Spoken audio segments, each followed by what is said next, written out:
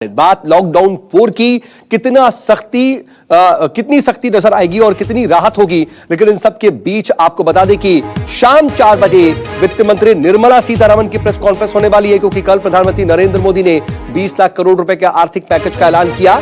यह आर्थिक पैकेज देश की विकास यात्रा को आत्मनिर्भर बनाने की दिशा में नई गति देगा और इस पैकेज में किसके लिए क्या होगा, इसकी जानकारी आज वित्त मंत्री निर्मला सीतारमण देंगी। वित्त मंत्री की प्रेस कॉन्फ्रेंस शाम को 4 बजे है और इसी प्रेस कॉन्फ्रेंस में वित्त मंत्री आर्थिक पैकेज के बंटवारे की जानकारी देने वाली है। हालांकि ये फेजेस में बताई जा रही है, बताया जा रहा है कि एक दिन में ही सभी जानकारियां और सभी बंटवारे के बारे में डिटेल्स नहीं दी जाएंगी, बल्कि हो सकता है कि एक एक दिन में अलग अलग सेक्टर्स के बारे में जानकारी दी जाए, उसके बारे में बताया जाए। वित्त मंत्री निर्मला सीतारमण की प्रेस कॉन्फ्रेंस से न्यूज 24 के पास उससे पहले एक्सक्लूसिव जानकारी आई है कि किस क्षेत्र को आखिर कितना पैकेज मिल सकता है। सूत्रों से यह बड़ी खबर मिल रही है, जानकारी हाथ लगी है कि एमएसएमई को सबसे ज्यादा राहत यानी कि 2.5 लाख करोड़ रुपए दिए जा सकते हैं। हालांकि एग्रीकल्चर सेक्टर को भी यह बताया जा रहा है कि ऐसी ही कोई बड़ी राहत दी जा सकती है, करीब इतनी ही रकम दी जा सकती है। वहीं बैंकों में लिक्विडिटी कई समस्या को दूर करके लोन पर लोगों से कम ब्याज दरों पर देने की तैयारी हो सकती है। इसके अलावा एलटीसीजी से टैक्स हटाने पर भी जोर दिया जा सकता है। वहीं जीएसटी रेट में कटौती की भी उम्मीद है, हालांकि इसका फैसला जीएसटी काउंसिल की बैठक में होगा। वहीं मनरेगा के बजट बढ़ाने को भी लेकर फैसला हो सकता है। 100 दिन से इसे बढ़ा करके 150 दिन या 200 दिन किया जा सकता है।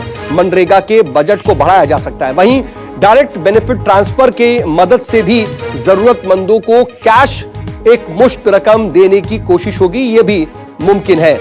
मनीष कुमार हमारे असिस्टेंट एडिटर इस वक्त मेरे साथ जुड़ चुके हैं। मनीष, ये जो जानकारी मिल रही है ये अहम है, लेकिन ये कहा जा रहा है कि सबसे बड़ी राहत या तो एमएसएमई सेक्टर और साथ ही साथ एग्रीकल्चर सेक्टर को दिए जाने की उम्मीद है।